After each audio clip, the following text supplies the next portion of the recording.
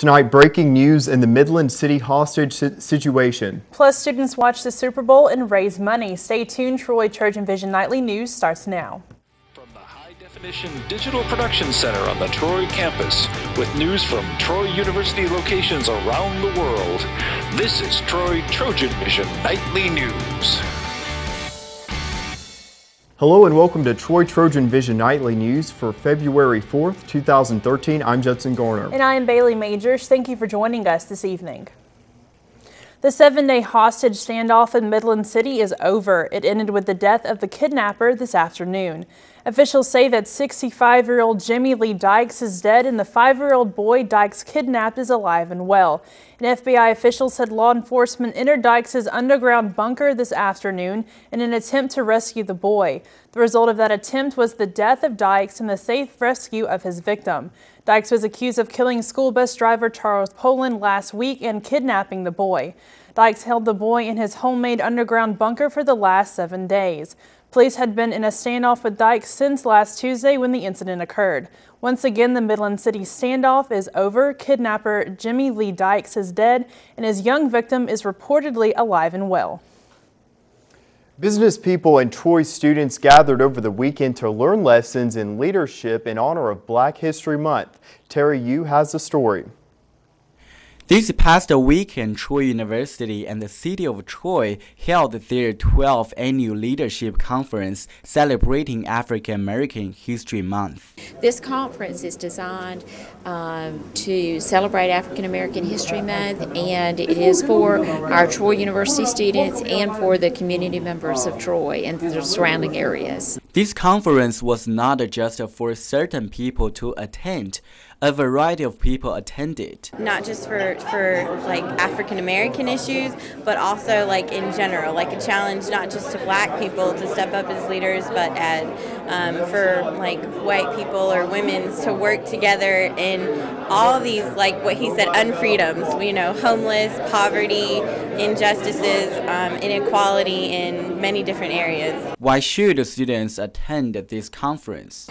I think it's important for students to hear from men and women who are excellent role models, to give them great advice for their current lives and for their future lives. And what did one student learn from the conference? New thoughts, new ideas, lots of encouragement, and a lot of like new ideas for like vision. Terry Yu, Troy, TrojanVision News. And this was the 12th year Troy has held the conference, and over 400 people attended. Well, Bailey, last night, lots of people around the country and world possibly watched the Super Bowl, but on Troy's campus, there was a different kind of Super Bowl. That's right, Judson. The Civic Scholars Program collected canned goods such as soup in their Super Bowl. Connor McCurry has the details. Troy's Civic Scholars Program kicked off their first event Sunday evening by hosting a Super Bowl party that focused on a little bit more than touchdowns. We're going to watch the Super Bowl, we're going to just have food, we're going to have a short session where I just give them a bunch of information. I'm just going to talk about like the percentages and how many people actually go hungry and how many people don't know where their next meal is going to come from. To gain entrance to this party, students were required to either bring 3 cans of food or make a small monetary donation. We are addressing the needs of hunger in Pike County. All of the canned goods and money that is being donated tonight are being donated to the Salvation Army. But why do Troy students need to be worried about civic engagement? I think they need to be more informed about what's going on where we go to school rather than just what's going on the campus. I think we need to be more informed about what's going on outside of the 4 walls of where we go to school. In the Civic Scholars Program, Troy students work either alone or in a group to set up projects that give back to the community. One of the 2 students who set up this event shares his perspective. This is the first year we're having it, and hopefully we can have this a reoccurring factor, something that can happen every single year, and it can be an event that people can look forward to. And it really is Troy students just trying to make a difference and really trying to make an impact and help solve a problem that's so big and so prevalent in our society that sometimes we look away from, and we think that it's something that goes off somewhere else in some other countries, but we really have a problem here in the United States and here in Alabama. Connor McCreary, Troy TrojanVision News.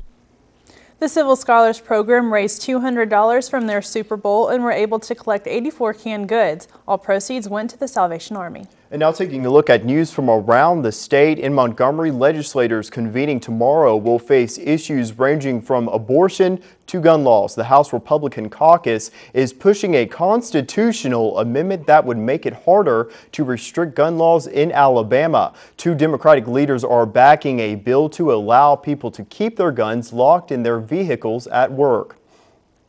Tuscaloosa, the city council is expected to vote tomorrow on a contract that would secure a $10 million line of credit to help fund storm recovery efforts. The Tuscaloosa News reports that if approved, it would mark the first money the city would borrow to pay for the millions of dollars in costs associated with rebuilding and cleaning up Tuscaloosa following the tornado of April 27, 2011.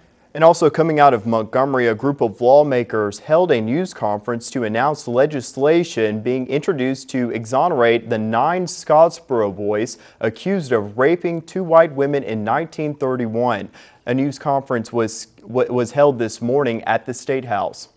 And still to come on TrojanVision Nightly News, a former Marine charged with shooting and killing a former Navy SEAL sniper is now on suicide watch. We'll have that story when we return. And it was a packed weekend of Trojan sports and lots of action was on campus. Danielle Percival will have all the details ahead in sports.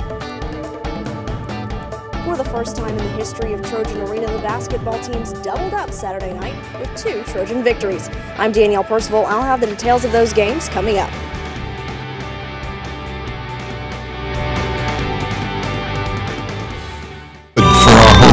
And drinking water for millions of Americans. But now, our national forests are depending on us. Trees have been devastated by insects, disease, and fires.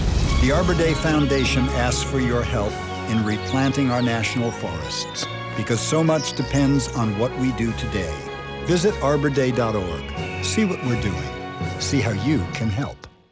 Hi, I'm John LaRoquette.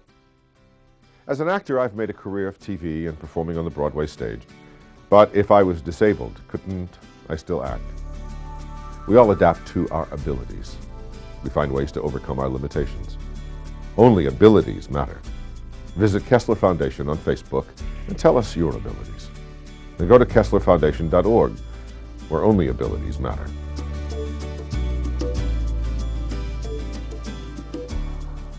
From the high-definition digital production studios of Troy University, you're watching the award-winning TrojanVision Nightly News. And now for a look at what's happening across the nation and around the world, we'll go to Judson Garner at the Global News Desk. Judson. A Marine charged with shooting and killing a former Navy SEAL sniper is on suicide watch. Eddie Ray Ruth is in a Texas jail held on a $3 million bond. Police are working to determine if he is suffering from trauma related to serving in the Iraq War. Tatiana Anderson has the story. Texas guards say they tasered, restrained, and confined Eddie Ray Routh Sunday night after he became violent inside the Erath County Jail. The 25-year-old decorated Marine veteran is charged with killing Chad Littlefield and Chris Kyle at a shooting range. Kyle was a former Navy SEAL and author of the best-selling book, American Sniper. The shooting happened Saturday at a sprawling gun range outside Fort Worth. Police say Routh shot the men multiple times with a semi-automatic gun, then left the range in Kyle's pickup truck. He was arrested on a Texas highway a short time later. Routh's neighbors say they can't understand how the Iraq veteran who received 10 medals and was honored for good conduct and humanitarian work could be facing a capital murder charge. Real nice. I mean, real easy going. Unbelievable that he snap or something like that. Authorities say Routh went to the range to get help from Kyle. The former Navy SEAL sniper started a charity that helps veterans struggling with physical and emotional disabilities. While it sounds backwards, I actually think time on the range and using those skill sets in a controlled and safe environment could be a huge benefit to veterans. Last year, Kyle wrote the book American Sniper that became a New York Times bestseller. The book catapulted him to fame, and many veterans sought out his help. Kyle leaves behind a wife and 2 children. Authorities are holding Routh on a $3 million bond. Tatiana Anderson for CBS News, New York. With more and more patients in need of specialized care, doctors are turning to technology to help them be in more than one place at a time. Bigad Shaban is in Los Angeles to explain what some are calling one of the best advances in telemedicine. Dr. Paul Vespa has an unusual way of making his rounds at Ronald Reagan UCLA Medical Center. Hi there, how you doing? Good, how about you? Dr. Vespa uses a robot to check on his patients. A camera mounted on his computer sends a live picture of himself to patients, and Vespa uses a joystick to control the robot's movements. I just want you to do a couple things here for me. Can you hold up your hands way up in the air like that for me? Yeah. 27-year-old Kevin Sittner was admitted to the intensive care unit for bleeding in his brain.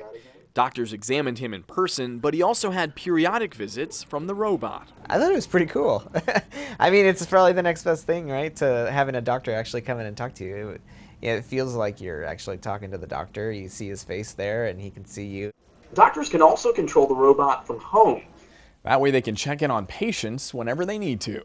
They can see where we're going. And right now we have tremendous delays in our healthcare delivery, largely because we don't have enough physicians in enough locations. So this could really revolutionize the distribution of patients to physicians. And then tomorrow we'll probably start getting you up and moving you around somewhat. Dr. Vespa also uses the robot to visit patients at other hospitals in Southern California, and he even sees patients in other countries. In this digital age, patients like Sittner expect on-demand service. I think it's just added comfort to a patient, knowing that they can get care whenever they need it. These robots are designed to help patients and doctors connect instantly, without compromising care. Good. Bigad Shaban, CBS News, Los Angeles. And that'll wrap things up from the Global News Desk. To see more stories from across the country and around the world, you can tune in to TrojanVision Global News right after the nightly news. Now back to you, Bailey. Thank you, Judson. And now Danielle Percival joins us for a look at sports. So Danielle, both the men's and women's teams in basketball were in action over the weekend, and they both had some really good luck. Well, that's right, and both the games were at home, so it was an exciting time to be a Trojan. We've got the details on both those games coming up, so let's get right into it. Sounds good. If you weren't in Trojan Arena Saturday night, you missed two exciting ball games.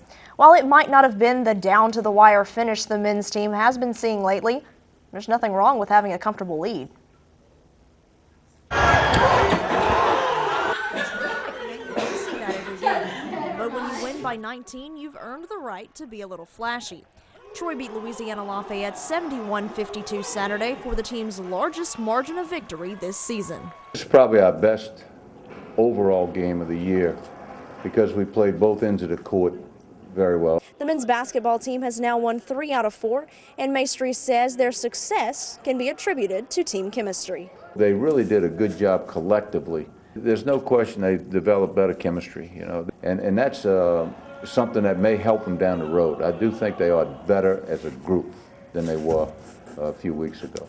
In 2 of the last 3 games, every Trojan who has hit the court has made a basket, and Maestri says that helps build the unity of a team. I think when you score and you win, you feel like you contributed. You're a part of the thing, and when the group does well, then you're a piece of that group and you've contributed, you really feel good. Maestri says this group has matured not only in their play on the court, but also in their understanding of the word team. When everybody starts getting excited about what the other guy's doing, you forget about yourself and you start really wanting them to look good. When Josh Warren's out there hustling or Ray makes free throws, you start appreciating the other guy on your team. That goes a long way on the court for team chemistry. The men will hit the court again Thursday night at South Alabama in Mobile, with tip-off scheduled for 7. And the women were also a part of the doubleheader on Saturday night as well, and accomplished something they've been looking to do all season. The Trojans might not be in the conference race this year, but they did pick up their first Sun Belt win of the season Saturday with a 68-61 victory over Louisiana Lafayette. A lot of teams would have given up by now. A lot of teams would have given up. That's just not the character of kids that we have in this program. They are first in character, and it shows it tonight because they could have given up a long time ago. We wouldn't have been in this ball game. They were in it from the beginning, and then a good thing happened. I could see it on their faces at the point where they said, we're not going to lose, we don't have to, and we're not going to. Kind of came over, and I knew we were in control of the game at that point on. The win ended a 10-game losing streak and gave Troy its 4th victory of the season, doubling their total from last year. We had to keep believing in something we couldn't see, and this is a good example of one that had. I mean, she keeps fighting, doesn't give up, and she wants to prove before she leaves us her senior year, what a good team we have, and tonight was a good start. When you pick up your first conference victory of the season, it makes for a memorable night. But for senior Sarah McCappian, Saturday's victory was special for more than one reason. My dad says he's the lucky charm. He came my freshman year and we won 6 in a row. And then, so now he's here until conference. Way to go, Phil. So we've got 10 games, 11 games left, so. Bring it on. Yeah. We'll be looking to make it 2 in a row, and who knows, maybe McCappian's dad is the good luck charm. They'll be playing in a midday game Wednesday at South Alabama with tip-off at 11:30. And on Saturday, not all the action was on campus. The women's indoor track and field team competed at the Middle Tennessee Invitational, and there were several personal and season bests. 3 Trojans advanced to the finals in the 55-meter dash, with JaCourtney Alexander leading them with a time of 7.13 seconds, tying her record for 4th all-time. Morgan Paulson competed in the mile run, finishing with a time of 5 minutes, 22.54 seconds, and moved into 6th all-time in program history. Troy also took 2nd and 3rd in the high jump, with both Christina Barrett and Veronica Bryant jumping 1.63 meters. And the Trojan sports action wasn't over on Saturday. If you're a fan of Sunday afternoons at the ballpark, the Trojans were giving you a little preseason appetizer with the annual Fan Day. Courtney Addison gives us a look. With springtime right around the corner, the Troy baseball and softball team took a day off from practice to interact with the community. Sunday, the gates of Riddle Pace Field were open and fans from all over stood in line to meet and grab an autograph from their favorite players and coaches.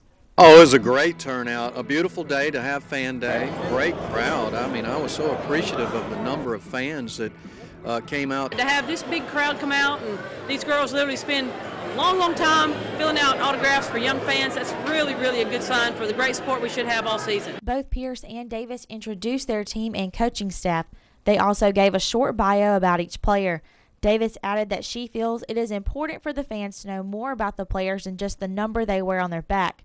Though these 2 coaches are in charge of separate programs, they both agree that one common thing is a factor to their success: support from their fans. I think players really feed off of the crowd and the intensity of it. There's nothing like playing at Riddle Pace when the stands are full. And I really can't remember us not winning a game when we've had that much energy from our fans kind of around. So it means a lot.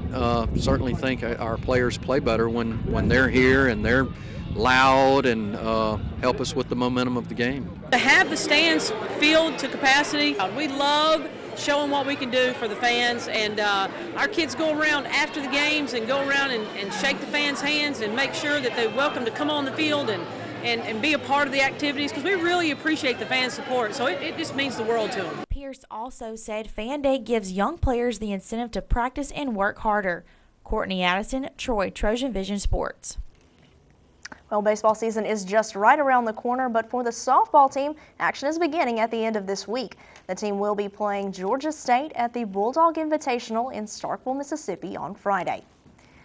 So Judson Bailey, exciting news coming out of the basketball programs. Very exciting games, thrilling finishes, and great to see both teams pick up a win in that doubleheader on Saturday night.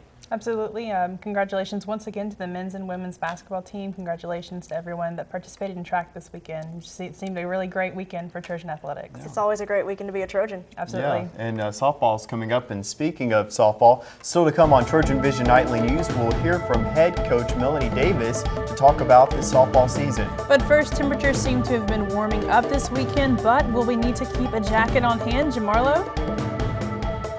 Well, go throughout the rest of the week, we may need to keep by a light jacket and an umbrella.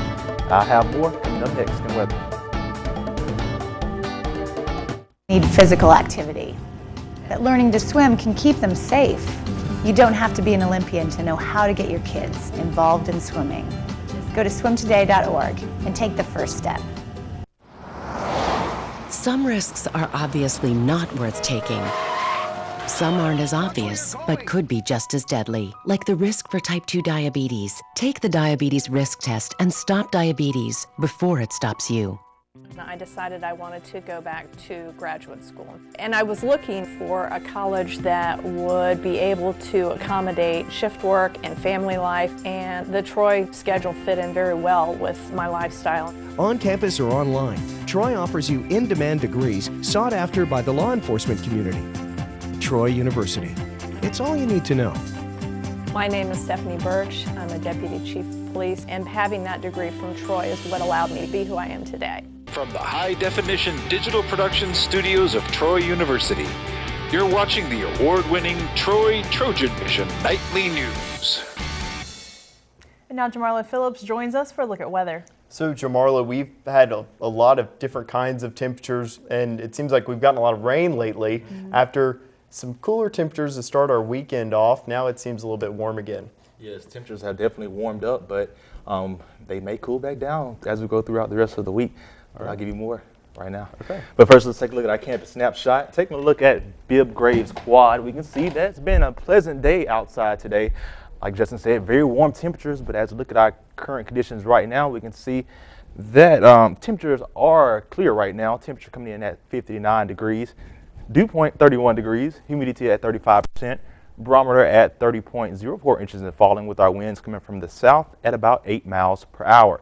Taking a look at today's stats, today we were able to see a high of 61 degrees, a low of 47. Unfortunately, there was no rain in our area today, but that may change as we go throughout the rest of the week. Sun rose this morning at 6:34 a.m. and has set at 5:21 p.m. Taking a look at our temperatures from around the state, we can see that we're experiencing those mid to high 50-degree temperatures all across Alabama right now. Mobile out here sitting at 59 degrees. We can see that Huntsville at 52 degrees, Birmingham 54, Montgomery at 56 degrees with those mostly cloudy skies. Troy at 59 degrees, Phoenix City at 54, and Dothan at 61 degrees. Taking a look at our current temperatures across the southeast right now, we can again see that we are experiencing some very cool to moderate temperatures, 52 in Birmingham, looking in Georgia, Atlanta 52 as well. But as we look towards the west, down in the Texas area, they're experiencing some very warm temperatures as well, 82 degrees down in South Texas. Taking a look at our current surface map, as we look in the Dakota areas, we can see that we have a low pressure system moving down southward, going down into the Louisiana area, as long as with the cold front. But as we take a closer look into our area, we can see that we may be experiencing some rain the next few days. We can see Louisiana experiencing a few showers right here, and it's suspected to move eastward into our area, going into the Louisiana, Georgia, Alabama areas. Taking a look at our precipitation forecast for the next 48 hours, we can see that we will be experiencing a very slight chance of showers in the next 48 hours, as well as northern portions of Alabama as well, and even just about the whole state of Mississippi.